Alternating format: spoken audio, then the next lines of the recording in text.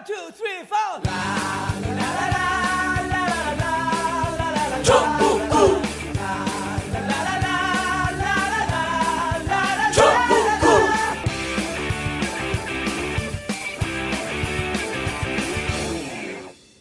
단 하나의 정통 정치 팟캐스트 정봉재 전국구 시작하겠습니다. 자, 오늘 함께 하실 분 고정은 없고요. 오늘은 박시영 윈지코리아 컨설팅 곧 대표 자리하셨습니다. 네, 반갑습니다. 윈지코리아 컨설팅의 박시영입니다. 어디 갖고 대표라고 그랬다가 이근영 대표한테 까였다며 한번. 아니, 까인 적 없는데요. 까인 데 없어? 예. 네, 이근영 대표가 점잖으니까 킥킥킥 웃고 그래 말았겠지 뭐. 아니, 제가 대표라고 자칭하면서 다닌 적은 없습니다. 내가 대표라고 얘기해줬지. 네. 자, 그리고 시사인 고재열 기자 자리하셨습니다. 네, 안녕하십니까. 예. 정통 시사주간지 시사인의 고재일입니다. 예. 이제 세 번째죠, 여기. 전국구에. 아니, 두 번째입니다. 그래요? 네. 두 번째인가? 예. 삼성 때 한번. 삼성 때 한번 나오시고. 그리고 오늘, 최강욱 변호사는, 요즘 변호사들이 먹고 살기가 힘들어서 지방 변론을 안 하다가 이제 지방 변론을 시작을 했어요. 그 지방 출장 때문에, 지난주는 하얼빈 가느라고 못 왔고, 이번 주는 지방 출장 가느라고 못 왔습니다. 그래서, 고재열 기자도 여기도 천재과예요. 여기도 모르는 게 없어. 아닙니다. 예, 그래서 고재열 기자가 최강욱 자리를 대신하는. 최강욱 팬이 은근히 많아졌대, 근데. 아니, 많아진 지 오래됐잖아요. 오래됐어요? 예. 진짜 많아졌더라고. 예. 그럼 제가 좀 부담스럽네요, 이제. 고재열 기자도 원래 시사인에 예. 주진우 기자보다 원조 스타였었어요. 네. 잘 모르시죠? 저는 지난번에 TBS에서 한번 뵀습니다. 아니, 원래 그전에 팬이 많았었잖아요. 근데 저는 지방 스타였고, 주진우 기자가 전국구 스타로 되면서. 왜 지방 스타였어요? 그때 무슨 여성 모 때문에 또 안티도 많아요, 여기에. 방송하시죠. 자, 본방송 들어가기 전에 안내 말씀 좀 드리고요. 전국구 애청자분들과 진도 팽목항을 방문합니다. 아직도 미수습된 가족들과 인양을 지켜보는 가족들이 지금도 팽목항에 있습니다. 그 아픈 역사의 현장을 방문합니다. 2월 26일 일요일 당일치기로 다녀올 예정이고 광화문에서 아침 8시에 출발합니다. 회비는 3만 원입니다. 자세한 내용과 신청은 전국구 홈페이지 imtb.or.kr, imtb.or.kr이나 세월호 가족지킴이 홈페이지에서 해주시면 됩니다. 그리고 전국구 홈페이지인 imtb.or.kr, imtb.or.kr에 들어오시면 한줄통신 시사 서비스가 있는데요. 매시간 서너 번씩 시사 속보를 간단하게 전해주는 유료 서비스입니다. 신속한 정보를 요구하는 요즘 같은 때에 매우 의미 있는 서비스니까 많이 신청해 주시고요. 전국구 공개방송 안내입니다. 매주 목요일 저녁 8시 청담동 89-10번지 벙커에서 있습니다. 방송도 즐기시고 커피, 식사, 술도 함께 할 수 있는 매주 목요일 저녁 8시 전국구 공개방송에 많은 참석 바랍니다.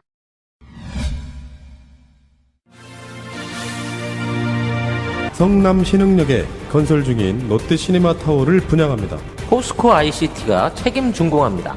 건설비는 코리아 신탁을 통해 이미 완납되었습니다. 신흥역과 바로 연결됩니다. 롯데시네마 9개 간이 입점 확정되었습니다. 신도시에 건설 중인 빌딩이 아닙니다. 현재도 공실이 거의 없는 지역입니다. 성남 신흥역 롯데시네마 타워. 분양 문의는 1800-4603, 문자 문의는 010-5380-8497. 성남 신흥역 롯데시네마타워. 세차가 필요할 땐 세차를 파는 사람들, 세차 장기 렌터카는 세차를 파는 사람들, 자동차 오토리스는 세차를 파는 사람들, 정직한 장기 렌터카 사업자를 위한 오토리스는 세차를 파는 사람들, 자동차를 사랑하는 금융 전문가들이 만든 회사 세차를 파는 사람들. 우리 곁엔 언제나 장기 렌트 오토리스 전문기업 세차를 파는 사람들. 네이버에서 세차를 파는 사람들 혹은 세 사람을 검색해주세요.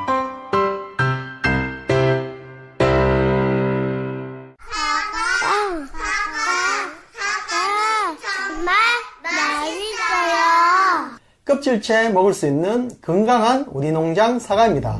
참 자연을 생각하고 가족 생각하고 돈은 안 되지만 땅에 대한 생각, 거기서 만나는 사람들과의 관계, 해바라기 사과, 햇볕 맑은 사과, 그게 자연의 이치지 뭐. 아주 손톱보다 작은 크기의 알갱이, 그게 가을이 돼서 빨간 사과가 됐을 때 그렇게 해서 보낸 사과 또 맛있다는 거예요. 밭에 나가서 일하면 살아있는 것 같은 느낌을 줘요. 받는 사람들한테도 그런 행복을 전하고 싶거든요.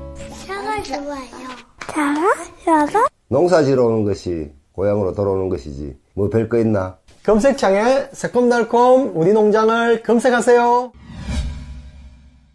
자, 설 이후에 요즘 이제 그 박시영 대표님 이런 겁니다. 설 이후에 하도 이 10월 29일서부터 10월서부터 최순실 박근혜 게이트를 통하면서 특검 헌재, 야 우리나라 사람들 법에 다 도사가 됐어 이제. 네. 헌법을 외우질 않나, 헌재법을 외우지 않나, 예? 형법을 외우지 않나. 뭐 19조, 22조 뭐 이런 거. 예, 19조, 21조, 22조, 이제 헌재법 또 25조, 2항, 3항. 진짜 이게 한 3개월 동안 국민들의 민주의식 수준이 한 300년을 발달한 것 같아요. 많이 똑똑해지셨죠. 진짜 똑똑해졌어요.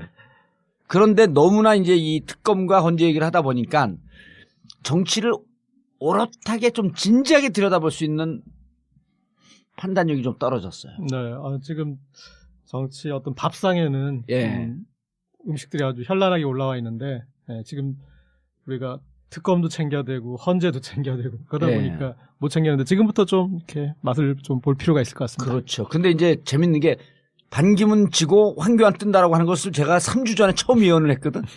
저는 4개월 전에 예언했습니다. 황교안 뜨는 거. 그렇지. 반기문 지는 건 다 알았는데 황교안이 캐스팅 보트를 지고 대타로 뜰 것이다라고 하는 건 나만 얘기한 거예요. 채널 A에서 몇 주 되셨다고요? 3주요. 저는 1월 1일자로 예언했으니까 제가 좀 앞섰습니다. 아니에요. 내가 첫 예언한 게 그 외부자들이 나간 게 12월 27일 날 나갔더라고. 저는 사퇴 시기도 맞췄는데요. 사퇴 시기요? 입춘 전후다. 이 양반 왜 나왔어? 입춘이 언제인데요? 2월 4일, 토요일, 이번 주 토요일입니다. 입춘이 감옥 있을 때 저 절기가 무척 소중해요. 네? 입춘이 지나야 이제 추위가 풀리고. 저도 그 반기문 불출마 가능성은 작년 9월 달에 저희가 이제 책을 쓰기 시작한 게 9월부터 썼거든요. 그러니까 19대 대통령 쓸 때부터 아저씨 예상을 반기문 진다라고 하는 건 정치평론가들은 다 예상했어. 불출마할 가능성이 많다. 아니 그러니까 반기문이 레이스 끝까지 못 갈 것이다라고 하는 것은 정치평론가들 90%가 얘기했어요. 정부에서 한 1년 전에 얘기한 거 아니에요? 한 달 만에 맞아, 우리 한 달 만에 들어와서 3주 걸린다. 근데 진짜 정확하게 맞췄어. 네. 그 채널 A는 요즘 그 복 터졌어요. 저도 이제 설 직전에 YTN 나가서 라디오에서 그 얘기를 했는데 설 직후에 여론조사 결과가 더 빠질 것으로 보이는데 그러면 이제 중도 사퇴할 거다 얘기를 했는데 저는 한 2월 한 뭐 7, 8일 예를 들면 한 주 정도 더 걸리고 중도 사퇴할 것으로 봤어요. 왜냐하면 얘기는 안 했지만 시기는 2월 15일서부터 30일까지 봤거든. 저는 한 2월 7, 8일, 10일 이 정도로 봤는데 사실은 이게 급작스럽게 사퇴하면서 이게 판이 더 유동성이 커졌습니다. 사실. 그렇죠. 왜냐하면 설 조사를 해보니까 문재인 대세론이 더 공고해졌거든요. 그 밴드웨건 효과를 다 누리지 못한 상태에서 사실은 전격 사퇴가 이루어져 버렸어요. 그러다 보니까 판의 유동성이 상당히 커졌죠. 오늘 지금 뭐 깔때기 대결하고 있는데 제가 마지막 깔때기를 마지막 깔때기. 파이널 유언 깔때기. 반기문을 이렇게 지지를 빼기 위해서 황교안을 키워야 된다까지 황교안 키우기 운동까지 주창을 했었습니다. 근데 말만 그랬지 난 실제 키우기 운동을 했잖아. 여기까지. 아니 근데 반기문 할배 귀여워 죽겠어요. 시간은 좀 흘렀지만 지난주에 사퇴했으니까요. 근데 참 못됐더라고요. 마지막 그 불출마 변을 보니까 남 탓을 했잖아요. 본인 탓을 하지 않고 박원순 시장하고 참 대조되죠. 박원순 시장은 본인의 부족 이야기를 했는데 이 사람은 참 무책임하다. 끝까지 그런 생각이 들었어요. 미국에서 비행기를 타고 돌아올 때 제가 봤을 때 빙의가 된 것 같은데 이승만 박사 빙의가 돼가지고 이렇게 국부의 심정으로 돌아왔는데 이 국민들이 아버지라 부르지 않아준 거죠. 그러니까 저는 국민들 의식 수준을 굉장히 낮게 봤다. 왜냐하면 우리가 탄핵 정국 지금 100일이 지났지 않습니까? 촛불을 든 지가. 그 촛불 100일 동안 국민들의 의식이 굉장히 높아졌거든요. 제가 그랬잖아요. 3개월 동안 300년 민주의식이 성장한 것 같다. 본인이 과거에 그런 어떤 생각 가지고 큰 인물이기 때문에 오면 자기 중심으로 모이고 뭔가 바뀌지 않을까 이렇게 환상을 가진 거죠. 국민들을 우습게 본 겁니다. 떠난 할배 계속 얘기하면요. 청취율 떨어져요. 그리고 정치라는 게 아무나 하는 게 아닌데 정치권을 너무 우습게 보죠. 사실.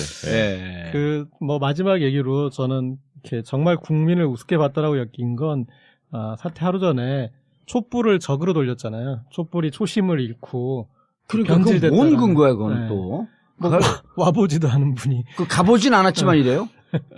뭐 어떻게 간이라도 좀 보고 그런 평가를 하면 모르겠지만 어쨌든 그렇게 해서 촛불을 그러니까 지금 대한민국의 가장 어떤 응집된 민의를 이 저기로 돌린 것 거기서 제가 봤을 때 반기문 어렵겠다라고 생각을 했는데 바로 그 다음 날 또 그런데 이제 하더라고요. 이 정국에서 금도가 있어요. 이 촛불의 시작을 사람들이 최순실 박근혜 게이트를 알고 있거든요. 물론 그것은 뇌관, 방한세 역할을 했지만 이 촛불의 뿌리는 세월호예요.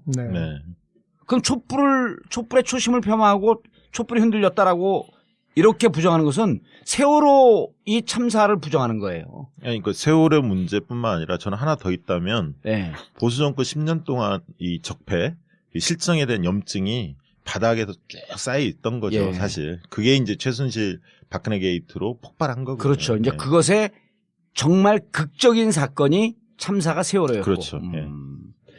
알겠습니다. 설 이후에 이제 지금 그 계산이 복잡해요. 서울 밥상에 민심이 어디로 갈지. 아까 밴드 외곤 효과를 다 먹지도 못하고 반기문이 아웃됐다. 거기서부터. 일단 뭐 설 직후에 여론조사 한 2가지만 한번 간단히 소개를 해볼게요. 다들 아실 테니까 짧게 말씀을 드리면 일단 세계일보하고 중앙일보가 바로 조사가 나왔습니다. 조사 결과가.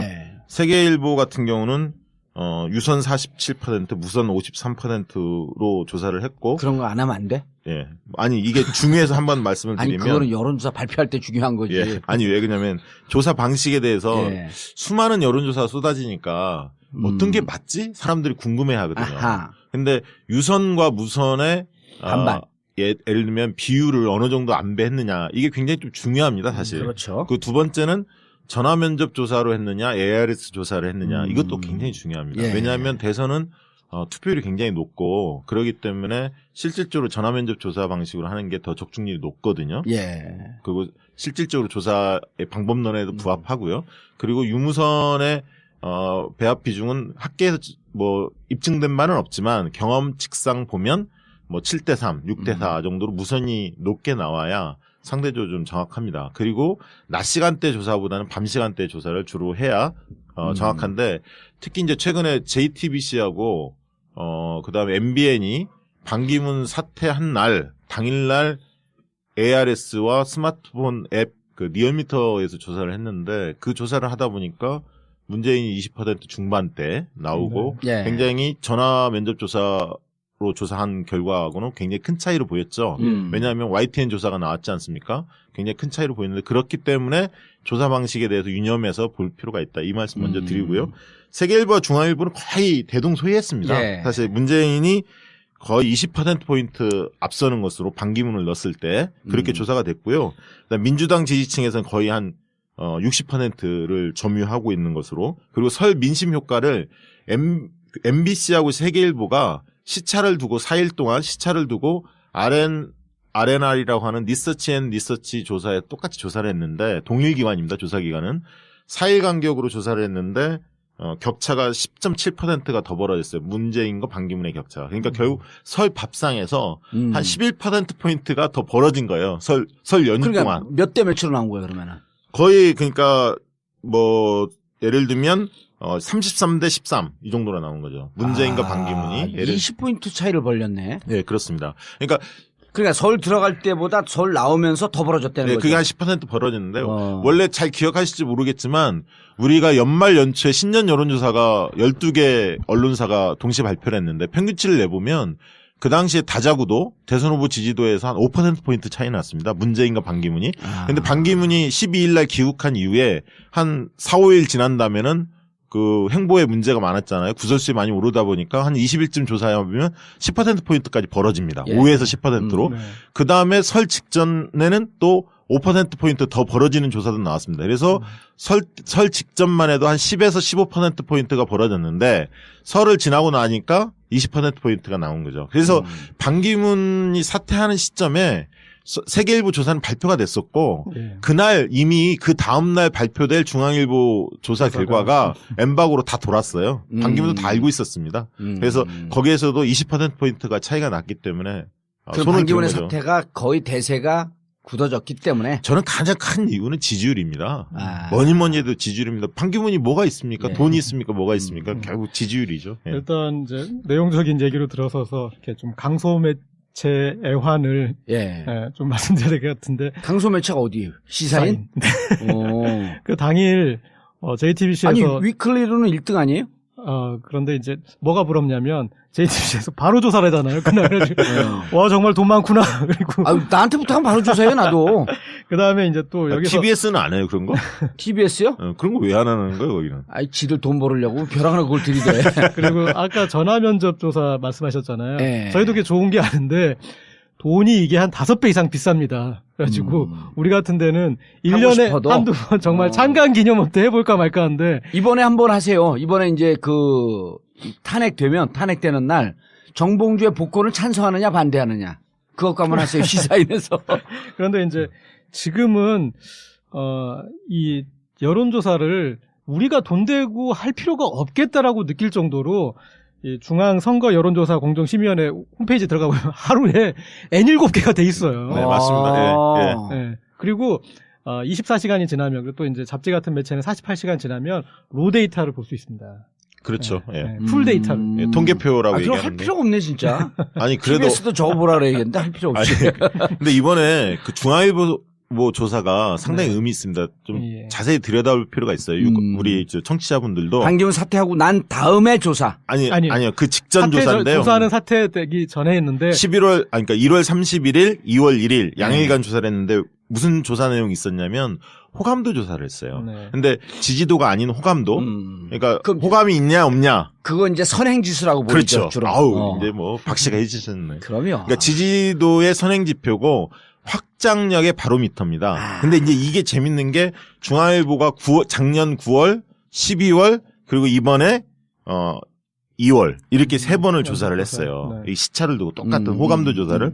근데 이제 문재인 같은 경우는 12월 대비 6%포인트가 호감도가 높아졌고 비호감도가 5%포인트 빠져갖고 지금 현재 50.32 호감, 비호감이 47.5로 거의 팽팽하게 나왔습니다. 근데 이제 반기문 같은 경우 어떻게 나왔냐면 호감이 15.7인데 비호감이 67.3이에요. 그럼 이미 게임 끝난 거거든요. 반기문 얘기 그만하라니까요. 그런데 안희정 지사가 지금 상승하고 있는데 보면 호감도가 44.2, 비호감이 46.2로 비호감도가 가장 낮은 후보로 조사가 됐습니다. 근데 이제 또 한 후보인 이재명, 안철수까지 말씀을 드리면 이재명은 34.6이고 호감이 비호감이 57.6으로 호감층이 굉장히 협소해 있습니다. 비호감이 높네 그러고. 높죠. 안철수 같은 경우도 호감이 32.9, 비호감이 65.1로 안철수는 확장력에 굉장히 큰 한계가 있다라는 게 증명이 됐습니다. 비호감이 그 정도 높으면 치고 나가기 어렵거든요. 그 사람 보기 싫은데 지지할 일이 없지 않습니까? 비호감이 자그마치 문재인에 비해서 20%가 더 높아요. 네, 그렇습니다. 그러니까 그 안희정 같은 경우는 12월 달에 조사해 보면 호감도가 29.3이었는데 이게 44.2로 비약적으로 호감도가 높아졌어요. 한 15%가. 한 달 사이에. 12월 말, 1월 말에 조사했거든요. 그러니까 보수층. 무슨 이유일까? 보수층과 중도층들이 굉장히 안희정 지사에 대한 호감을 많이 느끼고 있습니다. 일단은 첫 번째 테마로 이렇게 안희정 지사의 꽃길에 대해서 한번 좀 얘기를 해보면 어떨까 싶습니다. 안희정 지사의 꽃길? 네. 지금 뭐 설 이 민심에 분명한 승자 중 한 명이라고 보고요. 그리고 저는 이제 이렇게 좀 몇 가지 운이 아주 겹치는구나. 안희정 지사에게. 그러니까 일단은 자 이런 대비는 성립이 돼야 안 되면 안희정 지사의 꽃길이면 이재명 시장의 흙길. 서로 이렇게 크로스가 돼야 안 돼요. 보완제가 돼야 안 돼. 그게 난 궁금하더라고. 그러니까 저런 건 있습니다. 무슨 말씀이냐면 예. 이재명 시장의 지지율이 지금 빠지잖아요. 네네네. 난 그게 어디로 가는지, 그러니까 반기문 빠진 거 어디 가는 거 별로 궁금하지 않아. 이재명 시장의 지지율이 빠지고 있는데 그 지지율이 도대체 어디로 가고 있느냐. 그 초기에 한 15%에서 10% 빠졌잖아요. 그 지금은 이제 8, 9%까지 밀리고 있는데요. 18% 많이 온 거 18%까지 나갔었어요. 그 당시 빠지는 거는 주로 이제 문재인 대표한테 갔죠. 예. 최근에 빠지는 것은 뭐 1, 2%니까 별로 의미가 큰 없고. 의미는 없다고 보고요. 예. 알겠습니다. 안재명 지사. 안희정 지사의 꽃길. 예. 일단은 제가 봤을 때, 지금 일단 야권에서, 민주당에서, 일단 유일한 추격자 위치에 오를 가능성이 커졌습니다. 그러니까 가장 위협적이었던, 만약에 이제 지지세가 올랐으면 가장 위협적이었을 박원순 시장은 일단 불출마를 했고, 그 다음에, 이재명 시장 같은 경우에 지금 기울고 있고, 그래서 추격자로서 제일 스포트라이트를 받을 입장이 그렇죠. 됐고. 누구든지 추격자를 언론에서도 만들어낼 필요가 있어요. 싸움은 부처의 마다냐. 그렇죠. 그리고 저쪽에 싸움이 붙으면 이쪽에 또 관심이 없어지잖아요. 그러니까 반기문을 황교안이 얼마나 추격하느냐가 또 관건이었는데 이제 추격할 필요가 없어졌으니까. 네. 그래서 할아버지. 지금 가장 관심 가는 추격자 언더독이기 때문에 일단은 첫 번째 운이 열렸고, 네. 두 번째 운은 지금 유일한 충청권의 유력 주자인 거예요. 네. 그러니까 어떤 확실한 지역 기반. 그러니까 확실한 지역 기반이 있으면 일단 뭐 이제 3자구도 4자구도 안에서 어떤 큰 기반이 있는 건데, 물론 저런 건 있습니다. 그러니까 반기문 전 사무총장 같은 경우에 사실은 충청권 주자가 아니라 충북 주자였어요. 충북과 충남은 엄연히 다른 것이고, 그리고 충남에 안희정이 버티고 있으면 충청권 주자가 못 되는 것이었는데, 안 지사 같은 경우에 충북의 반기문이 사라졌기 때문에 범충청권으로 지금 대표할 수 있는 어떤 위치에 들어간 거고, 그리고 마지막으로 볼 때는 원래 대선에서는 검증이라는 어떤 혹독한 시기가 있는데, 지금 이 검증 할인 기간이 없이 어떻게 보면 지금 사실은 이제 안희정 지사는 특별하게 검증받은 게 없지 않습니까? 그런데 지금 스케줄상 검증을 못해. 그렇죠. 그리고 본선 전에 있는 여기에서도 검증이라는 어떤 그런 혹독한 기간. 그러니까 상대적으로 문재인 전 대표 같은 경우는 그동안 지난 대선과 그동안의 과정을 거쳐서 여러 가지 검증을 받은 후보고, 안희정 지사 같은 경우는 그런 시간이 아직 없었는데, 그래서 얼만큼 거기에 버티느냐가 이제 맷집 테스트가 남아 있었는데 그것도 지금 생략이 된 거니까 운이 열렸죠. 근데 지금 안희정 지사의 경우에는 분명히 상승세고요. 날개를 달았죠. 하지만 이제부터가 시험대에 올랐다 이렇게 봅니다. 그동안에는 실질적으로 진보층의 지지보다는 중도층과 보수층의 지지를 받고, 또 종편이나 이런 데서 안희정 띄우기, 그리고 반기문의 사퇴 영향. 실질적으로 반기문이 사퇴한 직후의 조사를 보면 황교안한테 많이 가 있잖아요. 사실 분석을 해보면 빠진 지지율이. 하지만 그 전에부터 빠졌었거든요. 그때의 표는 안희정이 많이 가져간 거예요, 사실. 반기문이 빠지고 살살살살 바람 빠지듯이 빠지던 표는 대부분이 안희정 쪽으로 갔다. 그렇습니다. 같은 충청권 박스에 있기 때문에. 충청권, 그리고 좀 안정적인 어떤 성향을 가졌던 사람들이 안희정한테 눈길을 돌렸던 거고, 마지막까지 버텼던 한 12, 3%는 보수층이 중심되어 있기 때문에 황교안한테 가는 거고. 이것도 의미가 있네. 그런 해석 들어본 적 없죠. 아니, 처음 들어보는 거 아니에요? 사실은 별로 어디다 깔때기를 들이대고 그래야 돼.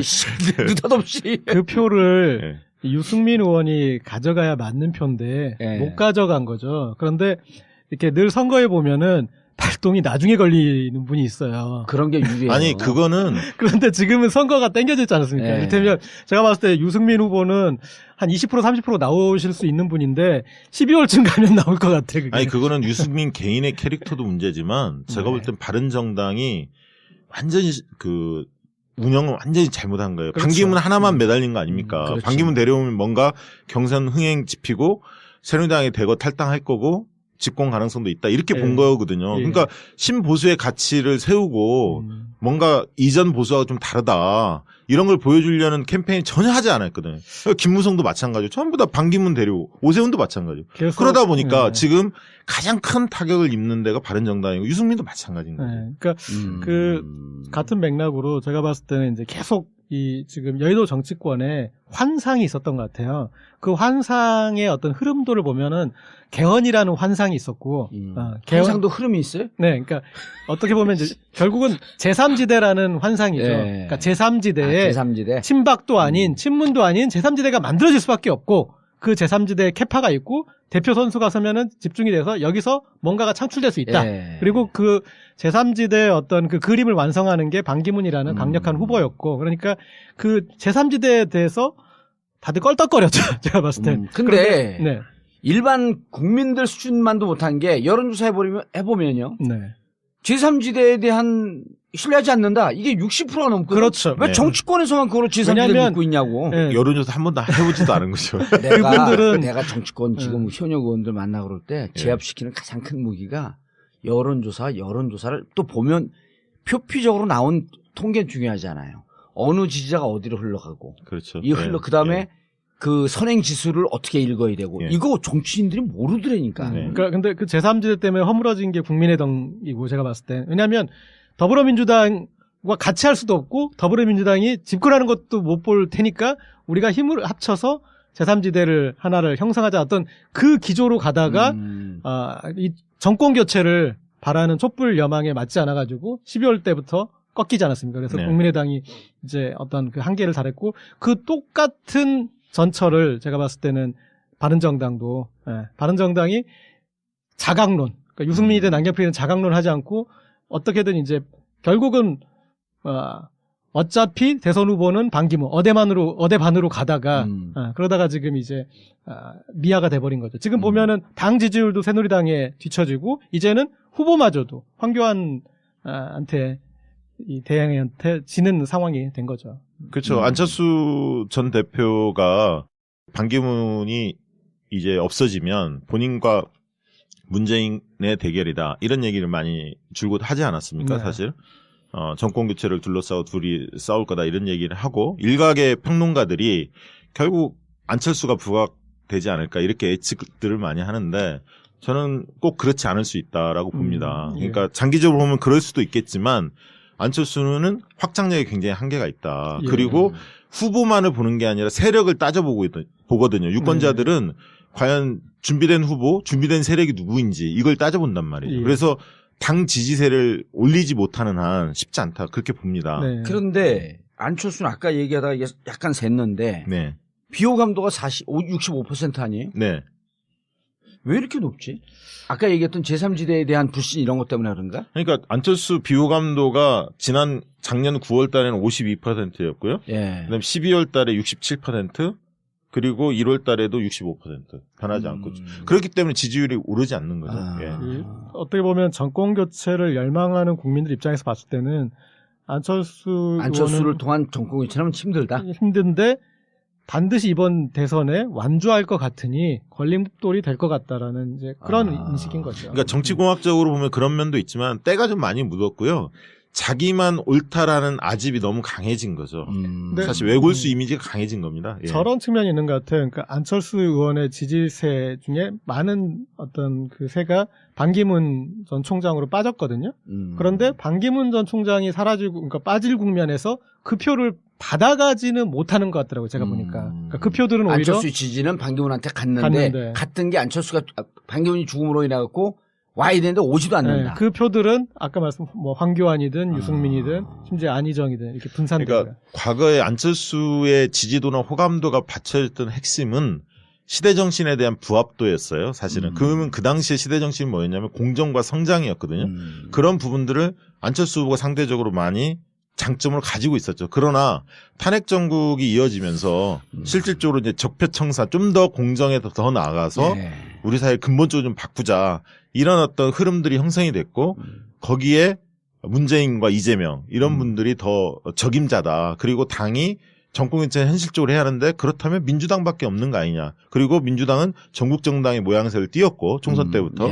그러면 민주당 중에서도 가장 가능성이 높은 준비된 후보가 문재인이다. 이렇게 귀결이 된 거거든요. 사실. 그러니까 무척 논리적으로 국민들이 집합적 판단인데 무척 논리적으로 가고 있는 거예요. 보면. 그러니까 어떻게 보면 안철수 의원한테 호남이 호남 때문에 살고 호남 때문에 또 죽고 있다라고 몰락하는, 제가 그렇게 보입니다. 그러니까 호남에서 살 때는 어쨌든 이제 국민의당 같이 호남 의원들과 함께 해서 이제 어떤 지역 기반을 닦았는데 그 호남은 이길 사람을 원하거든요. 아니, 그리고 호남 지지를 받고 있었는데, 호남 지지를 까먹은 것도 자기들이 스스로 까먹은 거 아니야. 네, 그리고 새누리당과 무슨 연합을 할 수 있다. 그렇죠. 계속 그 얘기를 해야 된 거 아니에요? 박지원 지금 비대위원장이 12월 달에 이야기가 컸죠. 이제 대표가 됐죠. 예, 정식 대표가 됐으니까. 예. 그다음에 이제 탄핵 때 예. 2일 날 그거 그 미뤘던 그것도 그렇죠. 12월 2일서부터 12월 9일로 미룬 거. 예. 그때 재밌는 게 안철수 의원 같은 경우는 입장이 탄핵이라는 명확한 입장. 그리고 그거를 후퇴하지도 않고 아주 계속 했는데. 그런데도 안 올라왔어? 당이 문제였던 거죠. 아니, 그때 안철수보다 더 강한 이재명이 있었잖아요. 그러니까 선명성 이재명이 가져가는 선명성은 거고. 거기에 뒤처지고 그다음에 정권 교체 가능성 문재인이 있고. 본인은 분명한 갔는데 그때 본인이 당은 당대표도 또 안 쫓아가고, 아니고 당은 또 안 쫓아가고. 당이 흔들리는 모습에서 거기서 이제 어떤 그 인지 부조화가 나타난 거죠. 자, 그럼 문재인 대세로는 이쯤 되면 이제 30%가 지금 넘어갔잖아요. 네. 이 다자구도에서 네. 이쯤 되면은 문재인 대세로는 실질적으로 대세론이 부정적인 의미도 있지만 선거가 할 땐 대세론이기 때문에 밴드웨건 효과는 몰리는 효과도 있잖아요. 네, 그렇죠. 되는 쪽으로 간다. 사표 방지 심리. 이런 게 이미 형성이 돼 있지 않나 이제?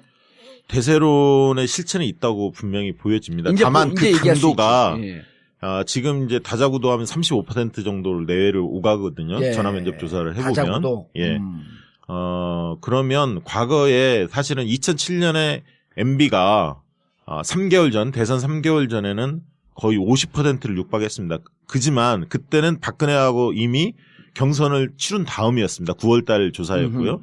그 전에 경선 국면에서는 MB가 한 40%를 달렸습니다. 박근혜와 경합을 할 때는. 그러니까 이제 MB가 굉장히 셌었잖아요. 사실 그렇죠. 2007년에 대세, 완전히 대세론 아니었습니까? 완전히 기울은 지형도였었지. 정동영 10% 나왔었으니까요. 근데 그 당시에 그 경선 들어갈 때가 40%였으니까 문재인이 지금 35% 정도로 오가고 있으니까 MB만큼은 아니더라도 상당한 그 대세론을 형성하고 있다. 특히 중요한 거는 뒤바뀐 2007년 같은 느낌이 드는 거예요, 지금. 2위와의 격차의 문제입니다. 사실은 MB 같은 경우는 그 당시에 박근혜라는 굉장히 필적하는 카드가 있었거든요. 당내 경선에. 그래서 한 10%포인트밖에 지지율 차이가 안 났었어요. 40대 30. 이 정도에서 경합을 치렀거든요. 그러니까 당원들은 박근혜가 먹었고 일반 국민에서 민심을 이명박이 이겨서 이명박이 된 건데 당내 경선에 지금 이 후보와 문재인과의 격차 거의 20%포인트가 차이가 나고 있거든요. 그러니까 격차가 굉장히 크다. 2위 후보 누구? 아니 누가 됐든 그게 안희정이 됐든 황교안이 됐든 누구든 20%포인트가 지금 차이가 나고 YTN 조사에서도 그게 지금 증명되지 않았습니까?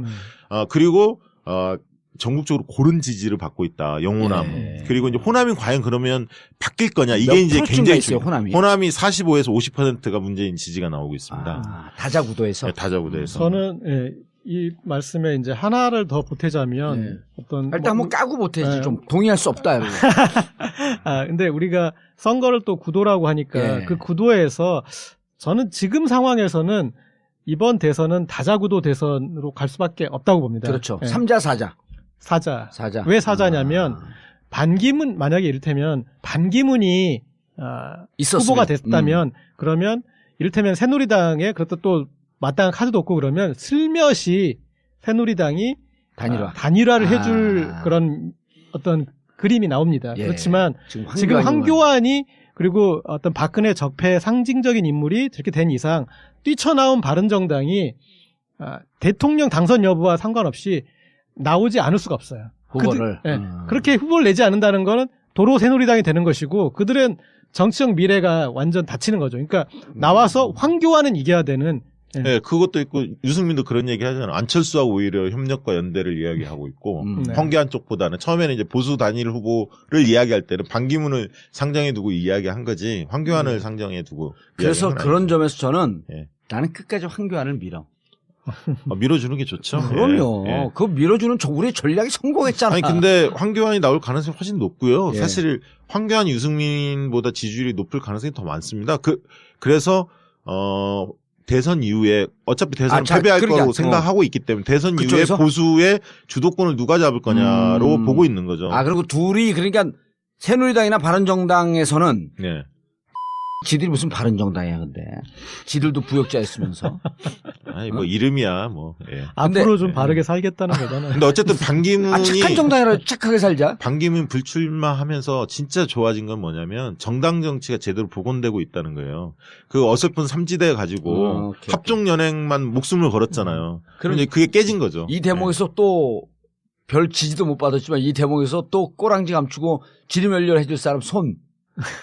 국민의당 간다는 거 아닙니까? 국민의당 간대요? 예, 10일 날 입당하는 것으로 거의 이야기 되는 것 같은데. 잘 가라. 예, 국민의당에서 경선 치르겠다. 그리고 그러니까 또 이제 아까 말씀드린 다자구도에서 국민의당은 이번에 후보를 안 낼 수가 없는 그럼요. 상황이고. 예. 그러니까 황교안이 새누리당 후보로 메이드가 되면 바른정당에서 바로 반드시 내야 되고 국민의당도 당의 존립 때문에 무조건 후보를 내야 되고 그다음에 또 하나는 국민의당과 바른정당이 이 단일 후보를 낼 수는 또 없는 서로 그러니까 그렇게 해서 1+1이 됐을 때 시너지가 나는 게 아니라 서로 까먹죠. 왜냐하면 국민의당 지지는 주로 호남에 있는데 바른정당하고 1+1 해갖고 또 새로운 연대가 되게 되면 호남 지지가 다 빠지면서 그게 문재인한테 갈 거 아니에요. 그렇죠. 또 바른정당 입장에서는 TK 목장의 결투를 새누리당하고 해야 되는데 호남당하고 손을 잡고 있으면 고재열 기자 출연료 주니까 밥값하네. 그러니까 어떻게 보면 문재인 대세론 유지는 되고 있는데 변수는 오히려 당내 경선이죠. 그렇죠. 사실. 당내 경선. 본선 같은 경선. 왜냐하면 사람들이 이제 관심은 본선보다 당내 경선을 더 좀 닫아. 광고예요? 광고 시간을 놓쳤어. 언제 시간이 이렇게 되냐? 한 10분 한 줄 알았더니. 자, 광고 듣고. 엄마! 가글 했는데 입에서 뭐가 나왔어! 그거 올리덴탈 체크 가글이라 그런겨! 지금 쓰고 있는 가글 사용 후 확인해 보셨나요? 무색소, 무알콜, 무계면 활성제의 올리덴탈 체크 가글은 쉽게 나온 입안의 이물질을 눈으로 확인할 수 있습니다. 딴지마켓에서 판매 중입니다. 엄마! 가글 했는데 입에서 뭐가 나왔어! 그거 올리덴탈 체크 가글이라 그런겨! 지금 쓰고 있는 가글 사용 후 확인해 보셨나요? 무색소, 무알콜, 무계면 활성제의 올리덴탈 체크 가글은 쉽게 나온 입안의 이물질을 눈으로 확인할 수 있습니다. 딴지마켓에서 판매 중입니다. 건강한 몸, 건강한 피부, 건강한 화장품을 물려주고 싶습니다.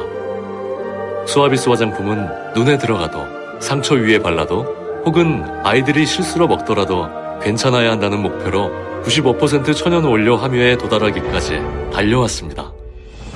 수아비스 화장품에서 2017년 신년맞이 감사 선물을 준비했습니다. 1월 한 달간 화장품을 구입하시는 모든 분들께 상품권을 드립니다.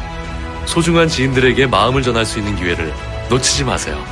지금 바로 수아비스 화장품을 검색하셔서 상품권을 받아가시고 소중한 사람들과 건강한 화장품을 나누세요. 아이부터 어른까지 수아비스 화장품. 여성 여러분, 골반이 삐딱하면 허리가 아파요. 아랫배가 나와요. 골반이 바로 서야 건강도 아름다움도 바로 섭니다. 바디로직을 입으세요. 토크밴드의 입체적인 탄력이 틀어진 골반을 바로잡습니다. 간편하고 확실한 골반 교정 타이즈 바디로직. 삐딱한 남성 골반에도 역시 바디로직. 바디로직의 효과를 못 느끼셨다면 100% 환불해드립니다. 자세한 환불 조건은 홈페이지를 참조하세요. 모두가 건강하고 행복한 세상을 위한 나눔의 가치. 의료비 걱정 없는 건강하고 아름다운 사회를 위해 바디로직은 아름다운 재단과 함께합니다. 바디로직. 풍성교 2017년 새해 선서. 하나, 풍성교를 통해 머리가 났다는 주장을 절대 신뢰한다. 둘, 눈팅만 하지 말고 풍성교를 즉시 실천한다. 셋, 반드시 풍성해진다. 풍성교 실천하여 젊은 자신감 되찾아오자.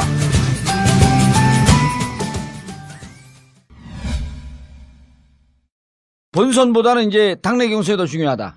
네. 중요한 것도 있고 국민들이 관심을 더 갖게 됐죠. 근데 사실. 그 전에 설에 이런 얘기는 했을 거 아니에요. 야, 우리나라 대통령 도대체 어떤 사람이 되는 게 좋아? 그렇죠. 그 얘기를 했죠. 그 얘기를 꼭 한번 들려주니까 다 이제 코끼리 만지는 택 아니에요? 뭐 다리 만진 사람은 뭐 기둥 같다 그러더라. 뭐 코 만진 사람 뱀 같다 그러더라. 하면서 각기 자기들의 대통령상이 있는데 지금 이 시기에 맞는 시대 정신에 맞는 대통령상은 도대체 어떻게 묘사하는 게 맞냐? 저는 준비된 개혁 군주를 원한다. 한마디로 보면 그거고요. 그거 팟캐스트만 하고 있는데 지금. 좋은 사람. 일단 좋은 사람, 도덕성이 깨끗하고 바른 사람 원하는 거. 그다음에 바꿀 사람. 확 바꿀 사람.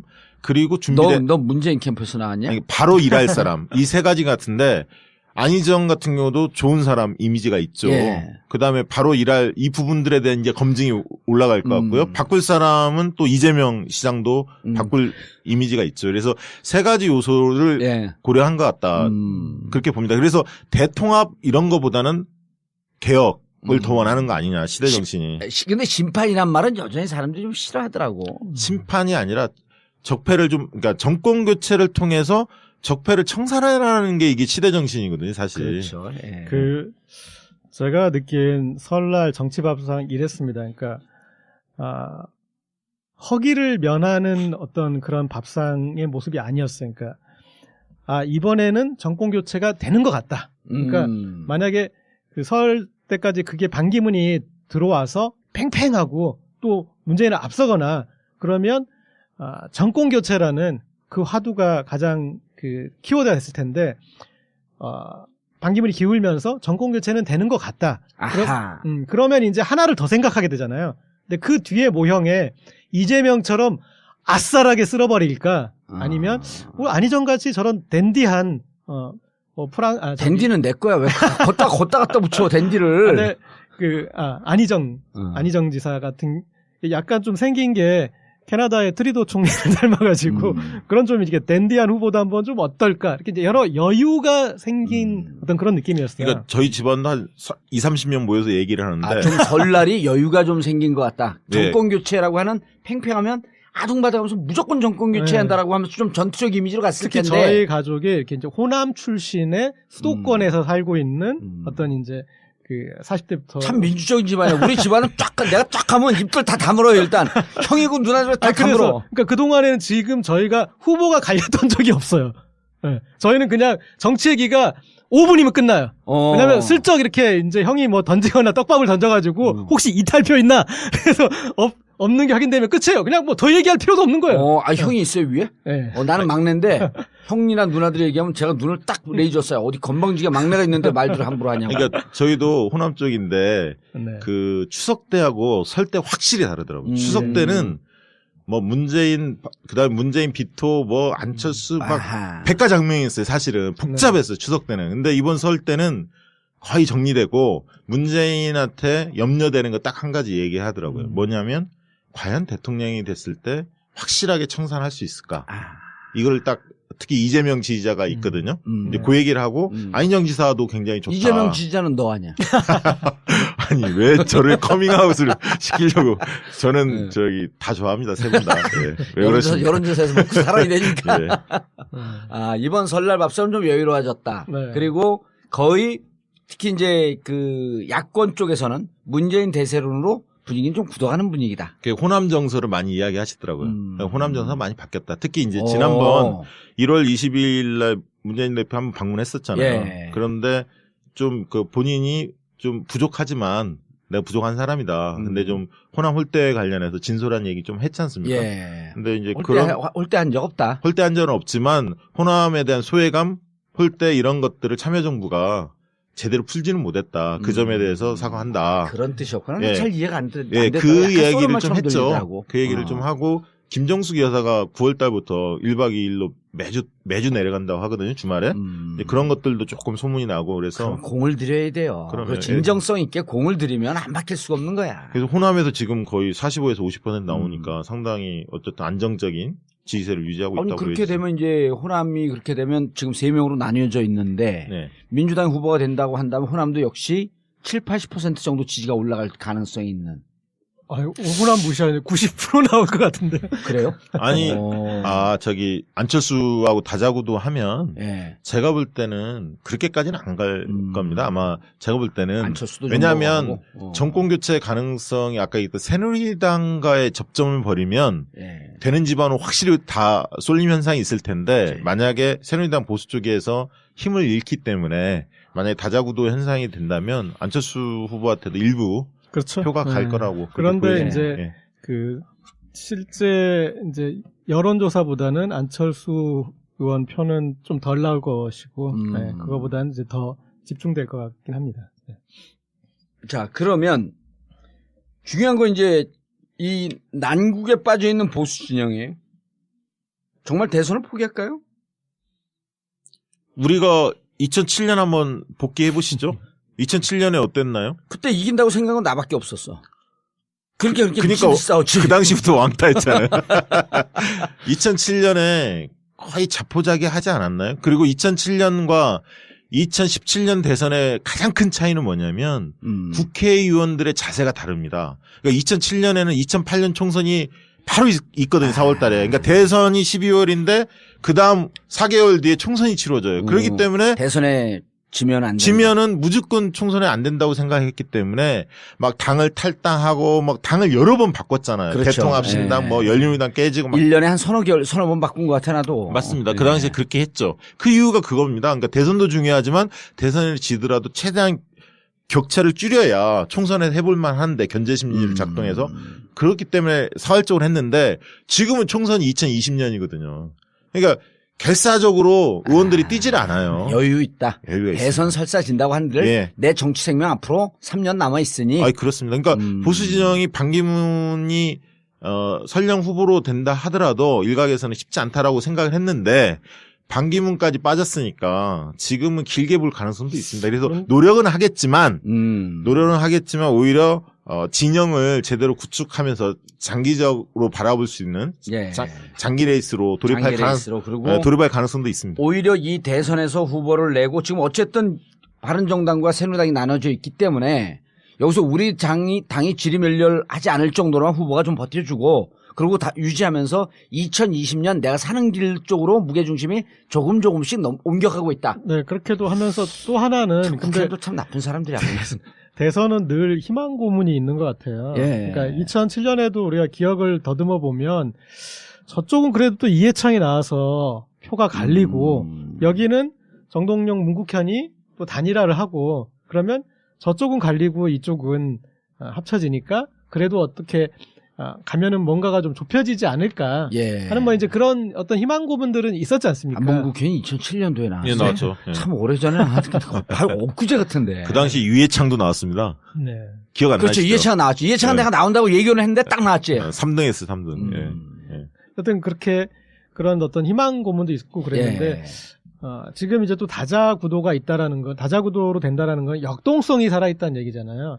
그래서 그 역동성 때문에든지 어떤 그런 식의 특히 이제 여권 지지자들한테는 뭐 어떤 형태로든 그런 희망 고문은 있을 것 같습니다. 그러니까 아까 고민이 그게 아예 포기할 수 없고 되겠다. 잘하면 우리도 한번 단일화되면 싸워볼만 하겠다라고 하는 희망 고문이 꾸준히 계속 있을 것이다. 그렇죠. 그럴 수는 있겠죠. 그러니까 야권은 분열돼 있고 여권이 오히려 통합을 해서 뭔가 해보자 이런 어떤 정치공학적 생각이 있겠지만 파괴력은 거의 없을 겁니다. 그러니까 보수가 유승민, 황교안이 단일화 하더라도 제가 볼 때는 25% 수준을 넘기가 쉽지 않습니다.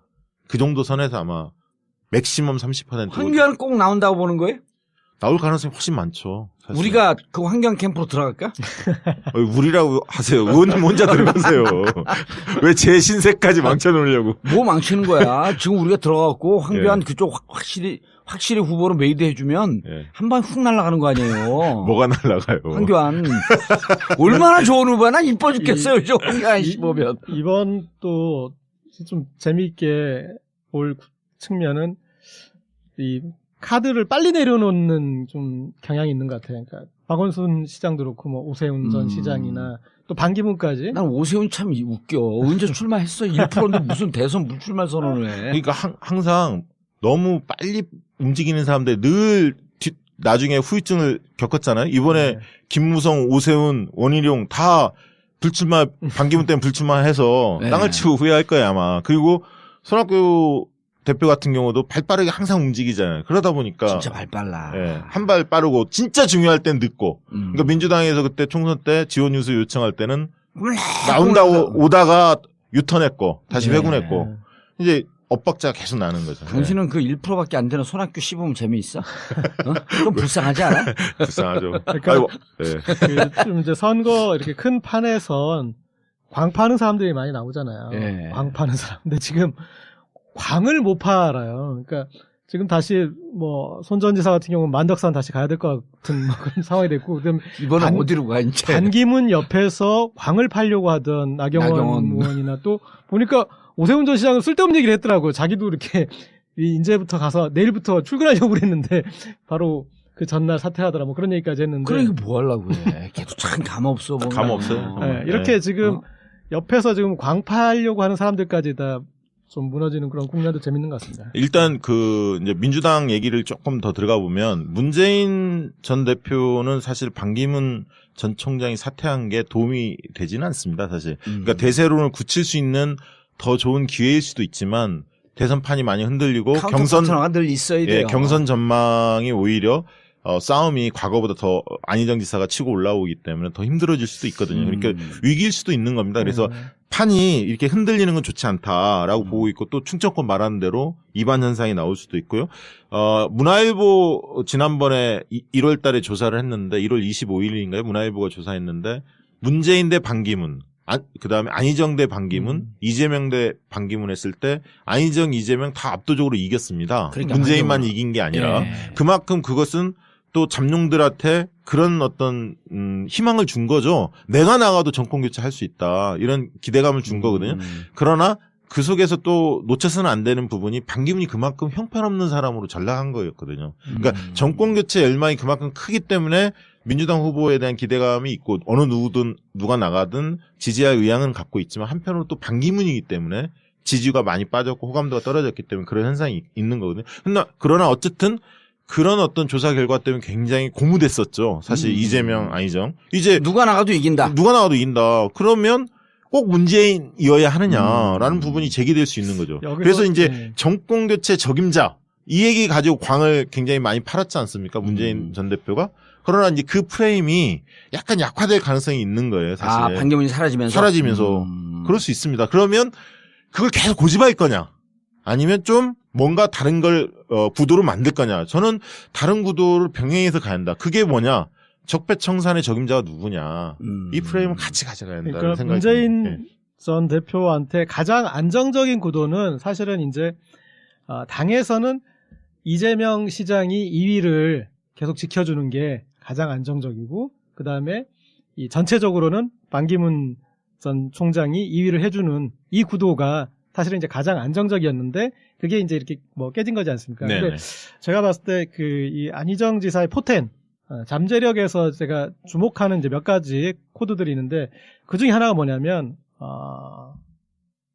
친노의 분화예요. 그러니까 문재인 전 대표에 있는 사람들을 흔히 말하는 이제 공격할 때 친노 기득권이라고 어쨌든 가장 유력 주자 옆에 있으니까 그렇게 얘기를 먹는 사람이잖아요. 그런데 친노 중엔 억울한 사람들이 되게 많아요. 뭐냐면 나는 캠프에 연락받은 적도 없고 한번 가서 차 한잔 한 적도 없고 그런데 내가 같이 뭉뚱그려 있으면 좀 억울하잖아요. 그런데 그리고 또 뭐냐면 이미 문재인 전 대표 자기 갈 자리가 없다라는 걸 알아요. 거기는 이미 문재인 대표 쪽에는 캠프 쪽에는 이미 거기는 이제 메이드된 판이고 그렇죠. 이미 다 몰려 있고 문턱도 높아졌어. 그렇죠. 그래서 거기로는 이제 못 낀다는 것도 알고 그랬는데 안희정 지사 쪽은 그게 아니잖아요. 눈이 많이 비어 있죠. 그러니까 이쪽으로 이제 다 올 거란 말이에요. 그러면 친노 안에서 분화가 이렇게 좀 이제 선명해지면 그리고 사실 경선 상황으로 되면 어쨌든 아무리 예의를 지켜도 서로 어떤 거칠어질 부분도 있고 그러면 친노 안에서 이렇게 어떤 그 분화의 부분도 보여서 계속 이렇게 이제 우리가 뭐 친노 청산이니 뭐 이렇게 얘기 드는 그런 데에서 사람들은 좀 이제 또 다른 측면으로 보여질 것 같고요. 그다음에 그러니까 친노가 이렇게 집중적으로 공격받는 상황은 좀 옅어질 것이다. 그렇죠. 그러니까 그 안에서 이제 뭐 하여튼 그리고 또 하나는 재밌는 지적이네 저거는. 그러니까 문재인이 그동안에 지적받았던 게 예를 들면 보수에서 계속 공격한 게 두 가지였거든요. 확장성이 부족하다. 그러니까 국민의당도 그 비판을 계속 했고요. 그다음에 친문 패권지 두 가지를 비판했습니다. 근데 확장성이 부족하다라는 이유는 세 가지였습니다. 하나는 보수층의 비토가 세다. 두 번째는 호남의 반문 정서가 있다. 세 번째는 국민의당을 껴안지 못할 거다. 통합과 연대가 안 된다. 이 세 가지를 얘기했는데 세 가지 다 날라갔죠. 왜? 보수층의 비토는 있지만 보수층 규모가 확 줄었거든요. 절반은 줄어버렸습니다. 과거에 40%에서 지금 20% 정도밖에 안 되니까요. 최장해야 뭐 최대해야 25%. 너 오늘 모처럼 내용 있는 얘기를 한다. 어? 두 번째는 아까 이제 호남에서 반문정서가 깨진 거, 지지도가 많이 올라왔던 걸 보여줬지 않습니까? 세 번째는 국민의당의 비토 정세는 여전히 유효하고 있지만 국민의당도 당 지지세가 확 줄은 거죠. 확 줄어버린 거예요. 볼륨이 확 줄어버린 거예요. 의미가 없어져 버린 거예요. 네. 그 자체가. 그러니까 확장성에 대한 부족이 의미가 없어졌고 실질적으로 여론조사 해보면 그 양자 대결이든 삼자 대결이든 가상 대결을 했을 때 문재인 대표가 거의 50% 돌파를 하거든요. 압도하고 있거든요. 그렇기 때문에 확장성의 근거가 없어진 거예요. 그러면 이제 유일한 공격의 무기는 친문 패권주의거든요. 패권주의 계속 얘기하지 않습니까? 그건 있는 거 아니야? 제가 볼 때는 근데 이제 약간 제가 볼 때 문재인 전 대표 입장에서 굉장히 억울할 거예요. 왜? 당대표 시절에 자기가 패권을 해본 적이 없잖아. 계속 휘둘렸죠. 오히려 비노츠 같아. 사무총장 하나 제대로 임명을 못했고 늘 문 대표 쪽에서 예를 친노가 잡으면 탕평 인사해라 이렇게 얘기하고 비노가 잡으면 자기 사람들만 쓰게 했고 이중잣대를 늘 한 거 아닙니까? 사실 그렇고 지금 캠프도 사실 실무자들은 친노 출신들이 많이 있겠지만 좌장격인 예를 들면 의원들급들은 훨씬 예를 들면 흔히 말하는 중립지대에 있는 분들이 그 많이 포진돼 있거든요. 사실 뭐 임종석, 뭐 노영민, 전병헌 뭐 이런 분들이 친노가 아니잖아요. 사실. 친문 패권주의는 이를테면 뭐 비유하자면 사실 예방적 조치죠. 그러니까 친문 패권을 당대표 시절에도 누리지 못했다라는 거. 그럼 당대표도 아닌 시절에는 절대 더 누리지 못했던 것이고.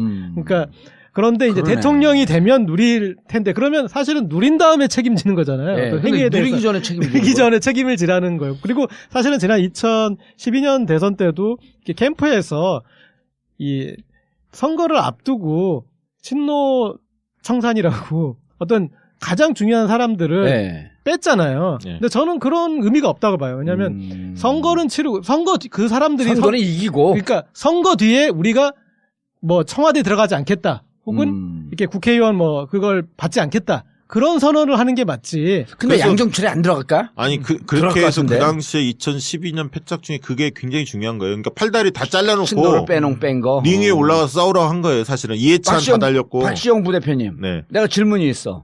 나는 왜 친문으로 분류가 돼?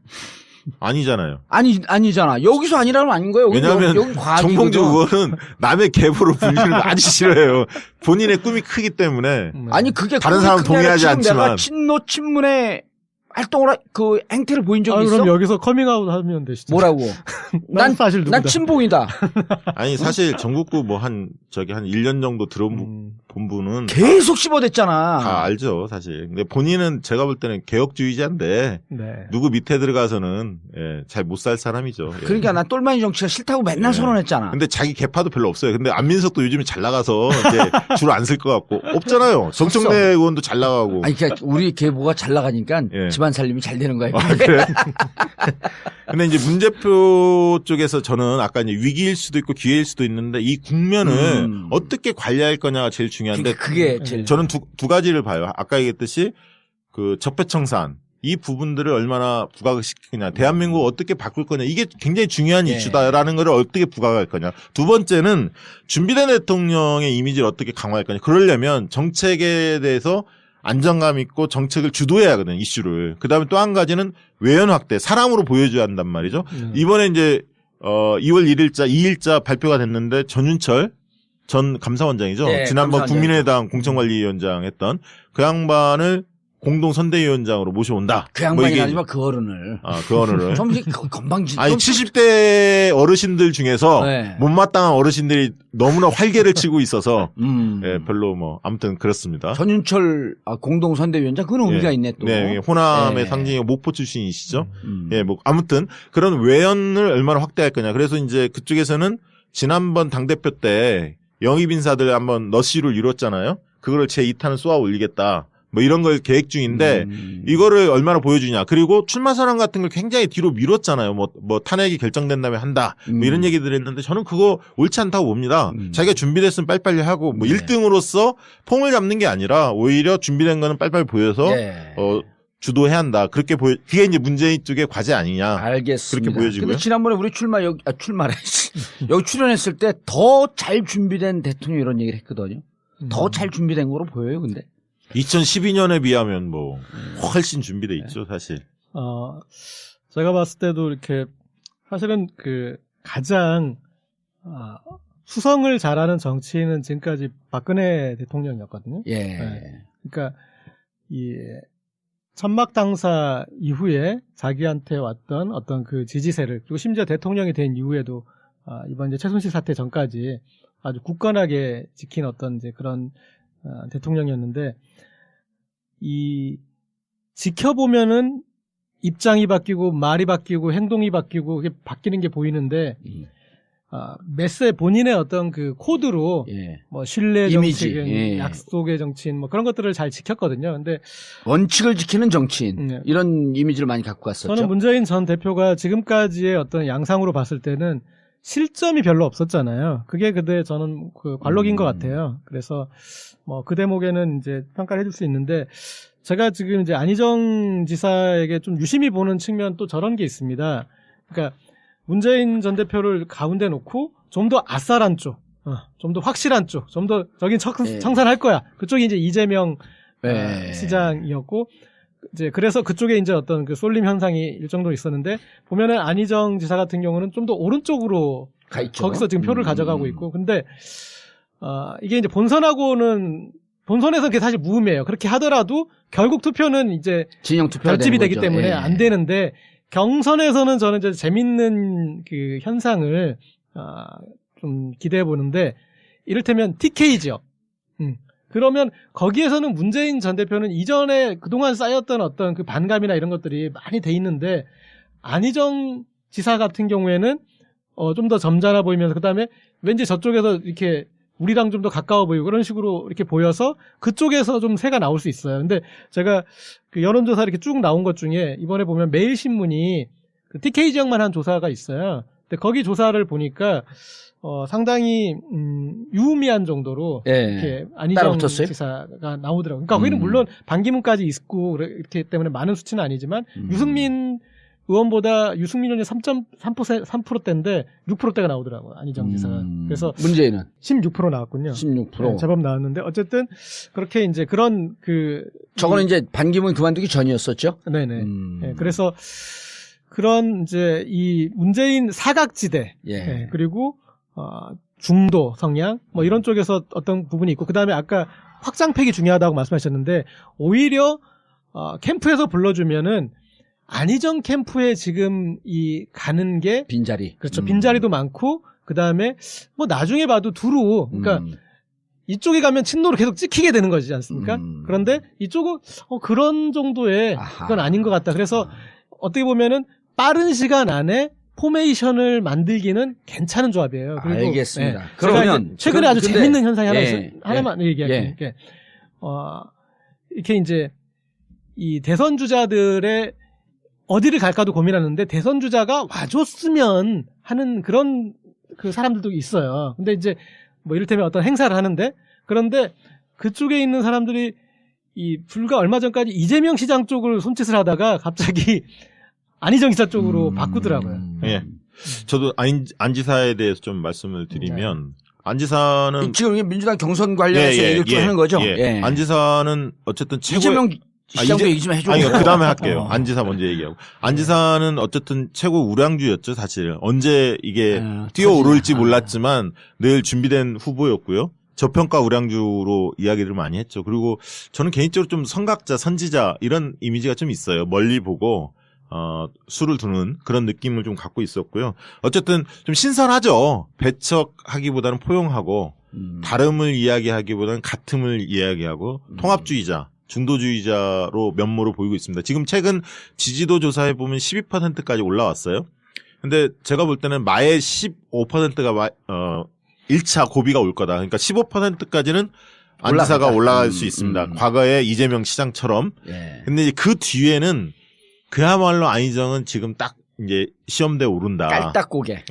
왜냐하면 이제는 이제 정책 검증이 시작되거든요. 그러니까 정책이 없다는 비판들 많이 해. 예, 아직 내놓을 수 있는 정책 그거를 준비돼 있느냐 그리고 참모나 주변의 본인뿐만 아니라 이제 검증이 시작됩니다. 그 주변에 있는 사람들이 인맥풀이 있느냐 그리고 흠결 없는 비리 없는 사람들이 포진돼 있느냐 문제는 없느냐 그리고 이제 이재명 그 시장이 공격하기 시작할 겁니다. 왜? 이익 싸움을 해야 하기 때문에 대한민국 어떻게 바꿀 거냐. 적폐청산에 대한 비전을 내놔라. 이렇게 이제 공격하기 시작할 겁니다. 아니 이미 벌써? 했죠. 이미 뭐라 그랬냐면 연정을 하겠다 그랬어요. 안희정 지사가 연정을 하겠다 그랬더니 이재명 시장이 뭐라 그랬냐면 그들은 양의 탈을 쓴 늑대 걔들랑 무슨 연정이냐 이랬단 말이에요. 예. 근데 이거는 나는 이재명 시장 이게 훨씬 더 맞는 것 같아. 그러니까 이재명 시장이 지난번에 기본소득 이야기 할 때 안희정 지사가 그런 얘기 했지 않습니까? 국민들은 공짜밥 좋아하지 않는다. 그래서 논란이 일어났지 않습니까? 복지 논쟁이 이제 벌어질 뻔 했는데, 당시에 이재명 캠프에서 이 문제를 확대하지 말자. 물 거냐 말 거냐 할 때 물지 말자, 당장. 왜? 그게 안희정과 이재명이 그 당시만 해도 지지도 격차가 제법 났었어요. 그러니까 오히려 안희정을 키워주는 꼴이다. 그렇기 때문에 무시 전략으로 가고 시민사회나 다른 쪽에서 문제제기하게끔 하자. 이런 이제 전략을 세웠거든요.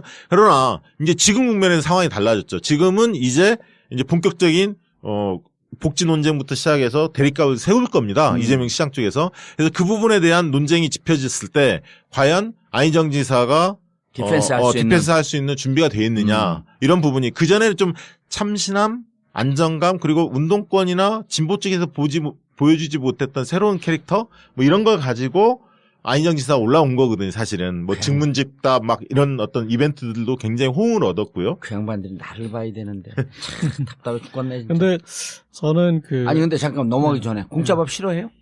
공짜밥이요? 예. 그걸 왜 싫어해? 법에 걸리는데 이제. 그러니까 29,000원 미만이면 되잖아. 그러니까 벌써 심상정 대표가 비판하기 시작했습니다. 안희정을 애어른 같다. 오마이뉴스에서 그런 표현을 했죠. 팟짱에서. 아니, 그 박시영 부대표 공짜밥 싫어해요? 좋아하죠. 공짜밥 싫어하는 사람이 어디 있어? 아니 근데 그런 게 이제 표퓰리즘이나 얘기하는 거예요. 아니 그리고 그게 공짜가 예를 들어갖고 아무것도 안 하고 우리가 공짜밥 달라고 세금 내잖아요. 세금 내잖아요. 번 돈의 20% 내고 있는데 그런데 내가 이게 우리 사회가 구조가 좀 잘못되어 있고 부익부 빈익빈 돈 있는 놈들이 돈 벌고 없는 사람들 맨날 죽어가니까 야 사회가 나한테 기회 못 줬잖아. 근데 내가 굶게 생겼어. 그러면 20% 이제까지 냈던 세금에서 나 좀 살펴줘. 근데 그게 공짜밥이라고 그래. 아니 공짜밥이라고 비하해도 나 먹고 싶어. 왜? 내가 세금 냈으니까. 이게 왜 나쁘지? 그러니까 안희정의 과제는 통합을 강조하는데 지금의 대통합은 기득권 논리이고 재벌의 논리일 수 있어요. 적폐청산 없이 사실은. 그럼요. 그래서 중도하고 보수층을 지지를 받아서 15%까지 올라갈 텐데 근데 안희정 지사가 좀 오랫동안 버텨주는 게 굉장히 중요합니다. 민주당으로서는. 왜? 안철수의 도약이 아까 독자적 힘으로 확장하기 때문에 어느 정도 올라오다가 못 올라올 텐데 한 10% 선에서 계속 머무를 텐데 안희정 지사가 상당히 버텨주는 것이 사실은 안철수의 도약을 또 막는 알겠습니다. 그런 효과도 있는 거죠. 버텨라 안희정. 예.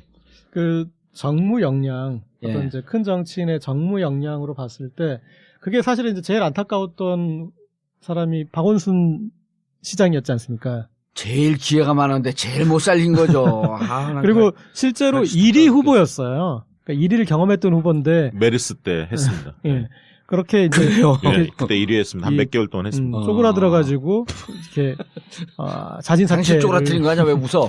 아니, 내가 서 도와주라 그랬지. 아니 저는 그래서 1등 전략이 어려우면 2등 전략 해라. 자문해줬어요. 누가 왔길래. 근데 말을 계속, 안 듣더라고요. 계속 그 문재인 후보 까면서 주저앉은 거 아니에요? 그리고 그 다음에 이제 정무 능력에서 이재명 시장 같은 경우는 본인 스스로의 감이 뛰어난 사람이에요. 그러니까 김영삼 전 대통령 이후에 이렇게 이제 감 좋은 정치 나오기 힘든데 어쨌든 그 감으로 어떤 그 본인이 정무적인 어떤 그런 감이 있고 내 몫을 충분히 챙겨가는 그런 정치인이라면 안희정 지사는 처음 지사가 돼서 지금까지 일관성 있게 관리가 잘 된 후보입니다. 제가 봤을 땐. 그 지금 김종민 의원이 이제 부지사 시절부터 계속 그런 기조를 잡아주잖아요. 그러니까 충청이라는 그 어르신들을 마음을 붙들어서 거기서 뭔가 잘하고 있는 것 같아. 인정받았던 거기에 그 기조를 지금 전국으로 확장 팩을 하고 있는 거예요. 근데 너무 몸에 많이 젖었어요, 그게.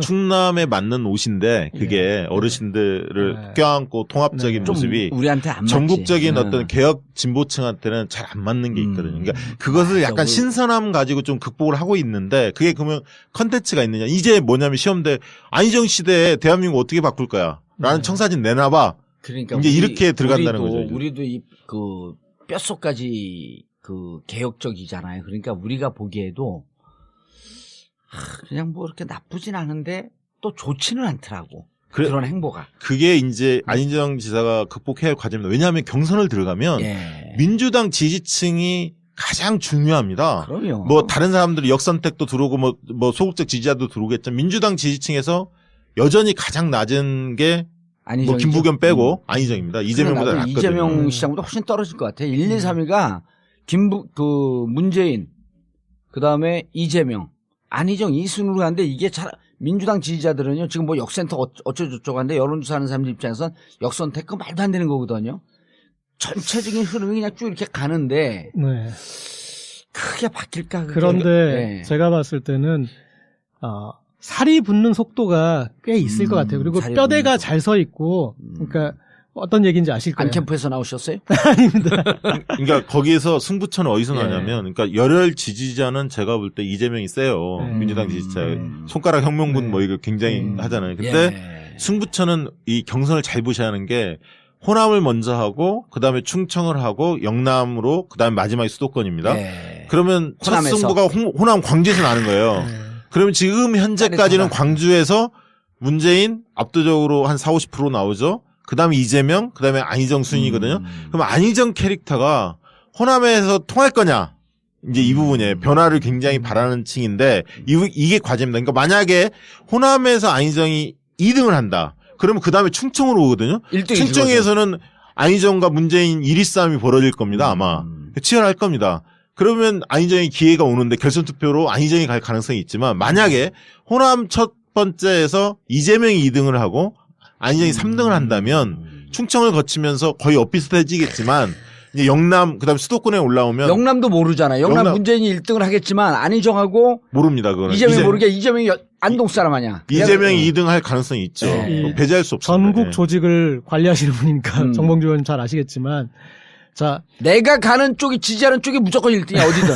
근데 아무도 지지 안 해. 네, 저는 아까 살이 붙는 거에 있어서는 이 당내에서 지금 이제 당원 규모로 봤을 때는 어떤 확실한 컬러가 있기 때문에 이재명 시장에 대한 어떤 지지가 있지만 조직은 안희정 지사가 더 잘 붙을 거예요. 이번에 조직은요. 그렇죠. 근데 이번에 조직으로 별 의미가 없는 게 150만, 200만 오잖아요. 그러니까 거기도 이런 거예요. 그냥 순수하게 150만이 오는 것, 그냥 순수하게 200만이 오는 것과 예를 들어서 제가 여기 전국구에서 다 가입해갖고 경선에 올인하십시오 하는 거 그러게 되면 안희정 지사한테는 불리해요. 뭐 어쨌든 근데 우리가 여기서 해갖고 그냥 자연적으로 들어오는 게 아니고 이쪽 진보 쪽 캐릭터가 강한 사람들이 얘기를 해서 들어오게 되면 훨씬 이재명 시장 쪽으로 그러니까 유리해집니다. 지금 예상하기에 200만 정도가 참여할 수 있을 200만에서 250만까지 그렇게 기대를 하거든요. 2월 10일부터 모집을 할 것 같은데요. 그러니까 아까 있던 적폐청산 이런 게 만약에 이슈로 된다면 당내 구도가 바뀝니다. 그러니까 문재인 대 반문재인, 비문재인 이 구도인데 1위 싸움이니까요. 그러나 내용적으로 보면 이제 어떻게 가냐면 만약에 적폐청산 이 싸움이 세게 벌어지면 점진적 변화 대 과감한 변화 이 축으로 갑니다. 그러면 점진적 변화를 주장하는 안희정 대 과감한 변화를 주장하는 문재인과 이재명 이 구도로 바뀌어질 수도 있는 거예요. 왜? 문재인에서 과감한 변화일까요? 아니 그러니까 그렇게 상대적으로 그렇게 본다는 거죠. 문재인은 어쨌든 구도 자체를 좀 메이드 좀 대단한 분위기인데 아까 그거는 똑같은 논리로 그거에 선명한 이재명이 있기 때문에 문재인의 과감한 변화는 그림이 안 그려질 것 같아요. 아니 그러니까 그것을 문재인 빼놓고 이재명과 문재인이 중간에 있다 하더라도 문재인은 약간 진보층한테 지지를 받기 때문에 상대적으로는 이재명 쪽에 가깝다고 봐야죠. 사람들이 볼 땐 그렇게 볼 겁니다. 그러니까 안정감 있는 안희정, 점진적인 변화와 통합을 중시하고 이쪽은 적폐청산을 당내 강조하는. 경선이 문제네 오히려 안희정. 그러니까 그 부분에 만약에 구도가 그렇게 잡히면 안희정 굉장히 어려워지죠. 잠깐만. 잠깐만 이거는 어떻게 해봐요? 지금 여론조사 계속 했으니까 여론조사 계속 들여다봤으니까 민주당 지지자들 층에서의 후보 적합도가 안희정이 높아요? 이재명이 높아요? 지금은 이재명이 높습니다. 그러니까 지금은 지금은 조사 세계일보 조사를 보면 문재인이 민주당 지지층에서 60.9%, 예. 이재명이 13.8, 안희정이 9.2 이렇게 나왔죠. 근데 요거는 실질적으로 경선에 들어가면서 어떠한 사람들이 200만, 250만에 유입이 되느냐에 따라서 틀려지는 거죠. 그러니까 자연 발생적으로 하는 분위기가 아닐 거 아니에요, 이제는. 아니, 그러니까 그 이재명 쪽에서 자신하는 게 자기들 50만 정도를 조직할 수 있다. 이렇게 이야기들 많이 하고 있습니다. 왜냐하면 열성적 지지자들이 많으니까 주변에 적극적 권유해서 10명, 20명씩 참여를 독려해서 적극적으로. 가서 꼭 전해주세요. 왜냐하면 진보 개혁 진영에 왜 제가 전해줘야 돼요? 의원님이 전하세요. 개혁 진보 진영 중에서 적극적으로 움직이는 사람들은요 25만을 넘지 않아요. 그러니까 50만이 움직일 수 있다. 그거는 아까 뭐라서 환상의 그림이 바뀐다 그랬죠. 이쪽 진영에서 적극적으로 하십시오 하면서 움직이는 숫자는 25만 명이 맥시멈이에요. 아니 그래서 저는 뭐냐면 이 싸움이 굉장히 재밌을 것 같다 이 얘기입니다. 결국 아까 이때 속도를 붙거나 지지율로 보면 안희정이 우세하고 아까 민주당 지지층이라든가 열성적 지지자들은 이재명이 많은데 그러면 이제 TV 토론이나 이런 과정을 통해서 누가 더 준비돼 있느냐 그리고 누가 정책 이슈들을 주도하느냐 이 문제를 유심히 볼 겁니다. 그렇죠. 근데 경선 순서에서 그러니까 관건은 안희정은 이 호남에서 2등만 하면은 그렇죠. 그렇겠죠. 2등 한 거. 2등 하면 싸움이 되는 거예요. 아주 포텐이 터지죠. 그러니까 충청에서 1위를 할 수 있고 그다음에 영남인데 그 영남권에 가장 지금 이미지 지도가 이렇게 가장 맞는 후보이기 때문에 그렇다면 이제 마지막 수도권에서는 또 진검승부를 해볼 수 있습니다. 그러니까 저는 과거에 반기문이 사라지기 전에 반기문이 유지됐을 때는 결선 투표 없이 문재인이 경선을 통과할 가능성이 더 높다라고 봤는데 지금은 결선 투표 가능성이 한 절반 정도는 되는 것 같아요. 50% 정도는 되는 것 같다. 그렇게 생각합니다. 광주 호남에서 그러니까 그 광주 전남에서 호남이죠. 호남을 다 묶어서 하나요? 묶어서 하죠. 묶어서 하면 시간도 없으니까 2등을 지금 점쳐봐요. 이제 2등 누가 할 것 같아? 그 구라를 쫙쫙쫙쫙 풀었잖아 이제. 풀었는데 한 달 뒤이잖아요. 사실 경선이 거의 뭐 헌재에서 어떻게 되느냐에 따라 3월 한 뭐 중순 정도가 될 수도 있는 거 아닙니까? 아니, 뻔한 결과 나와 있단 말이에요. 지금 2월 말 3월 초. 아니 그러니까 그 다음에 한 10일 뒤에 하니까 하고 그러니까 3월 초에 그 인용 결정이 난단 말이에요 헌재. 그리고 나면은 그때 분위기는 뭐냐면 이제는 우리가 이겼구나라고 하면서 다시 촛불이 타오르고 사람들이 승리에 대한 전망이 생기면서 적폐청산이라고 하는 거로 사회적 아젠다가 쫙 가요. 그리고 나서 4월 26일 날 대선이 있단 말이야. 4월 26일은 빼도 박도 못해요 이제. 왜? 내가 계속 4월 26일 얘기하고 있거든. 그러니까 무조건 되는 거야 그때. 저는 그 호남에서 2등을 이재명 쪽으로 더 봐요. 왜 그러냐면 이유는 뭐냐면 안철수, 손학규가 국민의당에 경선이 붙잖아요. 그 흐름이 있습니다. 그러면 흔히 얘기하는 60대 이상들이 대개는 호남도 50대 중반 이후가 안희정을 지지하는 흐름이 강하고 50대, 40대는 이재명이 좀 셉니다. 상대적으로 문재인이 우세하지만 그래서 국민의당을 지지하는 그 사람들이 대거 들어오지 않는 이상은 어르신들이 계속 풀고 있네. 누가 이긴 2등이냐니까. 2등 이재명이 할 가능성이 높다라고 말씀드리는 거죠. 그러면은 뭐 저는 이렇게 안희정으로 해야 돼? 그렇죠. 뭐 이상한 게 선법이야. 아니 근데 그 얼마 걸 거야 둘이? 자 일단 출연료 받은 거에 반 딱 걸어. 저런 측면 내가 먹는 거야 이거는. 그러면 이재명 시장이 저런 측면이 있습니다. 뭐냐면 하방 경직성은 있어요. 그러니까 10%는 어떻게든 계속 지키더라고요. 그러니까 하방 경직성.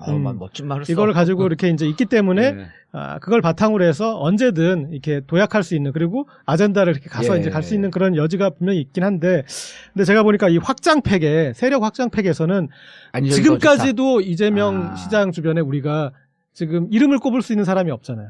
그러니까 본인의 어떤 감도 좋고 그리고 직접 소통도 잘하고 여러 가지 장점이 있음에도 불구하고 아직까지 지금 확장팩 못 보여준 건 제가 봤을 때는 좀 그 부분은 취약한데 그런데 자 만약에 이를테면은 안희정 지사가 뭐 2등을 하든 3등을 하든 제 생각에 이재명과 같이 한 사람들은 그냥 이재명이 이야기로 끝나요, 스토리가. 그런데 안희정과 같이 하는 사람 마지막 당권이나 어떤 뒤에 어떤 이 더불어민주당의 주도권을 잡는 어떤 큰 세력이 되고 대통령이 된다면 문재인 쪽은 청와대로 가거나 이제 내각으로 가고 어떤 그 흐름에서 그러니까 지금까지 어떻게 보면 주류에서 소외돼 있던 범친노나 그리고 또 친노는 아니더라도 여러 가지 어떤 그런 계파에 있는 사람들이 그런 열리는 거죠. 그러니까 안희정이라는 사람을 통해서. 그래서 저는 이제 확장성이 훨씬 더 많다. 그렇기 때문에 걸어보겠습니다. 광주에서도 안희정으로 건다. 자, 일단 출연료 반씩들은 건 거예요. 예? 그리고 누가 이기든 내가 먹는 거야. 알겠습니다. 며칠쯤에 광주 첫 경선이 있습니다. 지금 만약에 3월 초면 한 열흘 후에 딱 합니다. 열흘 후에 하나요? 3월 중순. 그러니까 실질적으로 예비 후보 경선이 있냐 없냐에 따라 다르는데 지금 없을 것으로 보이기 때문에 한 일주일 뒤면 합니다. 알겠습니다. 그럼 3월 20일 이전에 20일 첫 번째 경선이 광주에서 열리는데 광주에서 누가 2등이 되느냐에 따라서 민주당 경선의 흐름은 보일 것이다. 네. 그리고 1등이 문재인이 만약 한다면 저는 한다고 보는데 그게 50%를 육박할 거냐. 이게 굉장히 중요하죠. 그러니까 만약에 50%를 문재인 호남에 넘기면 거의 뭐 게임 끝난다고 제가 예측해 줄게요. 결선 투표 제가 예측해 줄게요. 문재인은 이미 50%가 넘는데 50%가 안 될 가능성은 여기서 나오는 거예요. 그 전까지.